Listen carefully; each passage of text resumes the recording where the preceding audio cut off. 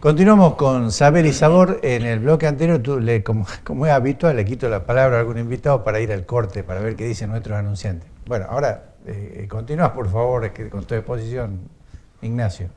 Bueno, no mucho más. En realidad, el hecho de que, más allá de que estén estos consumos que pueden ser menores, localizados, no necesariamente quiere decir de que no va a haber ningún efecto, digamos, en un mediano o en un largo plazo. Seguramente, y dependiendo, digamos, también del caso, o sea, incluso consumos, digamos, de muy poca cantidad en momentos como la adolescencia o la niñez, pueden determinar, digamos, efectos a largo plazo que pueden ser muy nocivos, muy perjudiciales. En tanto, como hablamos hace un rato, en la adolescencia, en la niñez, hay momentos que tienen que ver con el desarrollo del cerebro, donde un consumo, digamos, que no sería significativo en otras circunstancias, en ese momento puede ser muy nocivo, digamos. Bueno, es importante lo que vos decís, ¿no? Sobre todo para los jóvenes.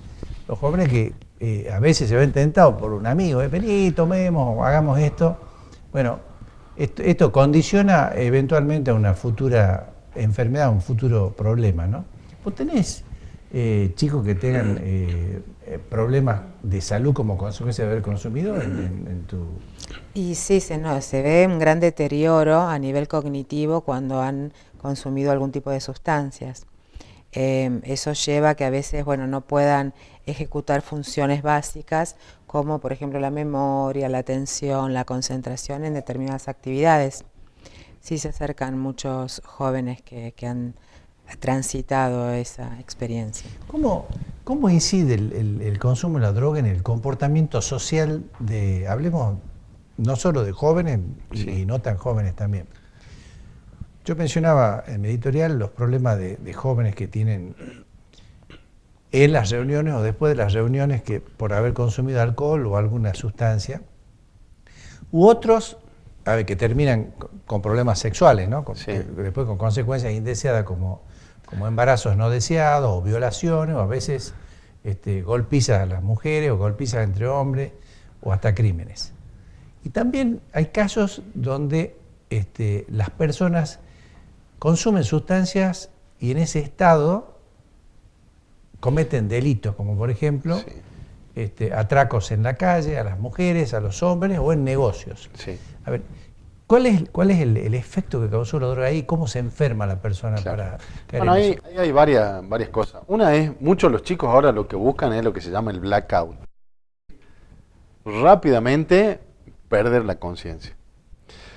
¿Eso cómo se logra? Se logra con benzodiazepinas y con alcoholes de mucha graduación, ¿no? Por eso es que los chicos ahora consumen vodka, ese tipo de bebidas. Pero digo, ¿eso produce alguna satisfacción, la pérdida del conocimiento? Y pierden la conciencia.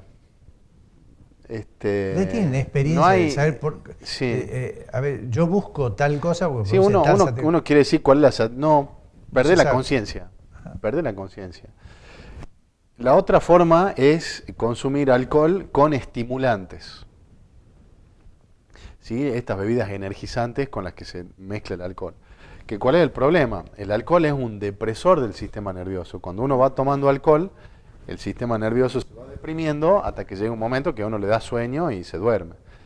Ahora, cuando uno a eso lo mezcla con un estimulante, esa depresión es mayor en un lugar del cerebro, pero uno sigue activado en la conciencia. Eso, tiene dos riesgos. Riesgo de hacer comas y paros cardíacos, paros respiratorios, y otra que el paciente se le deprime la parte frontal del cerebro y hace cosas, digamos, la parte frontal, nosotros en la parte frontal tenemos lo que son las funciones ejecutivas, la voluntad y la moral. ¿Sí? Esas tres funciones están en la parte frontal del cerebro. Cuando uno lo anestesia, y bueno, va a hacer cosas que va a transgredir la moral. Pierde la línea del comportamiento. Exactamente. Eso se da más frecuente si mezclan el alcohol con los estimulantes. Ahora, en el caso de los atracos, puede ser que, digamos, que el delincuente se drogue, digamos, porque tengo experiencias de chicos que fueron detenidos. Sí. que los mayores que los inducen, digamos, los jefes, digamos, de mafia, de barrios, los inducen a los chicos de jovencitos, vos tenés que cometer algún atraco, algún delito, porque si no, por ejemplo, va a pagar las consecuencias tu papá, tu mamá o tu hermana. Entonces el chico asustado tiene que venir con algo, robar algo, por ejemplo, alguna cosa hacer para proteger a su familia. Y así lo van metiendo en el delito, ¿no? Pero Sí, bueno, eso ¿puede tomar coraje ve, con claro. alguna sustancia para hacerlo? Sí, nosotros se ve mucho del delito que nosotros tenemos, el delito común, tiene que ver con el consumo de pasta base.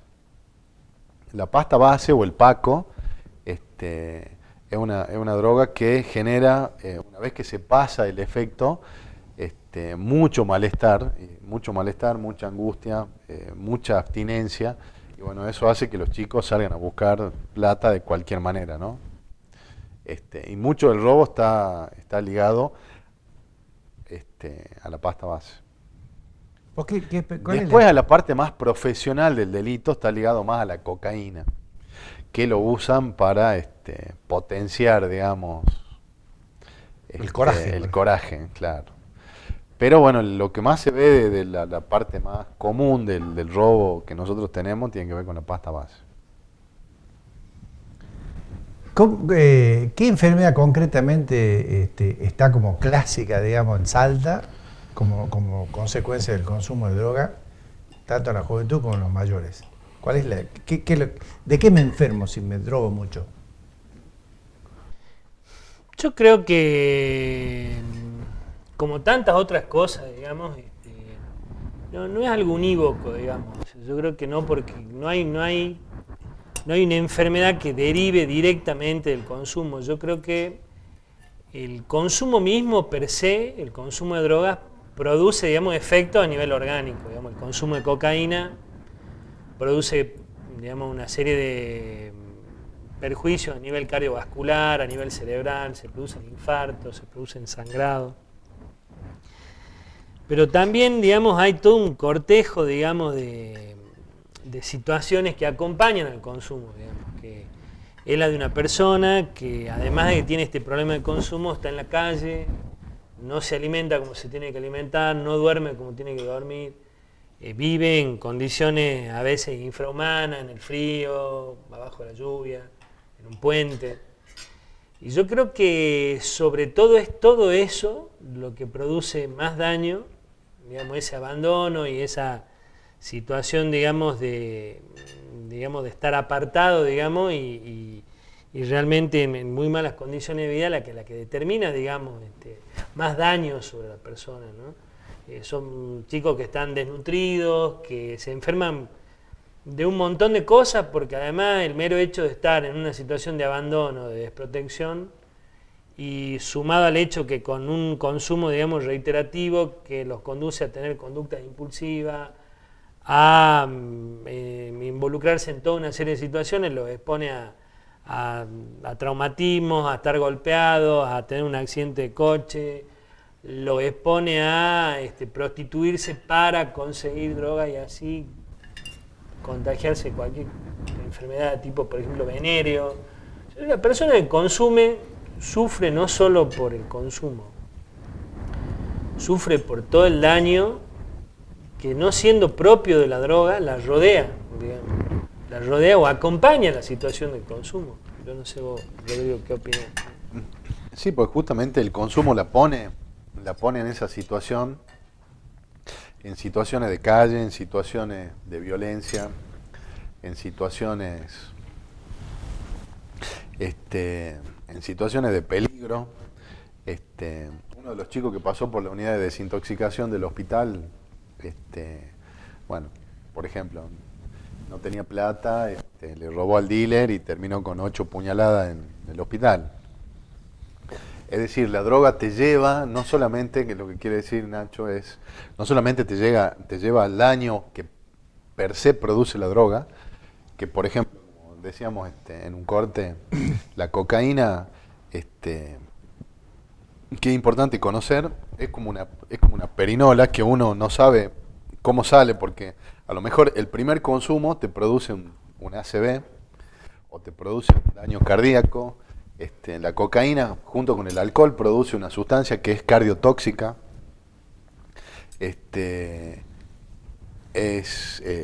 Los excesos son nefrotóxicos algunos. Eso per se produce la droga. Pero aparte de eso, expone a la gente a situaciones que también le generan daño. Sí, expone al adicto y a la sociedad, ¿no es cierto? Sí, sí, totalmente. Porque tiene Y sí, hay un consecuencias riesgo sociales. siempre. Yo creo que también los expone a una gran vulnerabilidad, ¿no? Están como muy vulnerables a...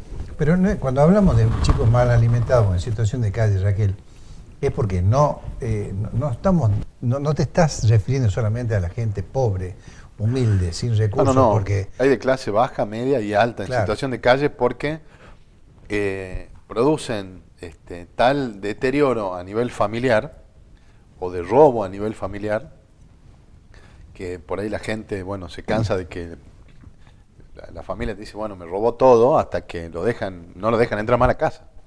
A veces la misma familia los necesita expulsarlos. Terminan en por situación decirlo de alguna calle. forma, o sea, hay madres que dicen, no puedo más con mi hijo. Y porque a veces también se tiene que preservar la integridad de todo el núcleo familiar y no solo de la persona. Y a veces, bueno, lamentablemente en eso sí o sí necesita ser excluido, lamentablemente. Sobre todo porque el consumo el consumo de cocaína o de base produce personalidades de tipo impulsiva, irritable, psicopática, bueno, que roban. Bueno, eso los deja en situación de calle.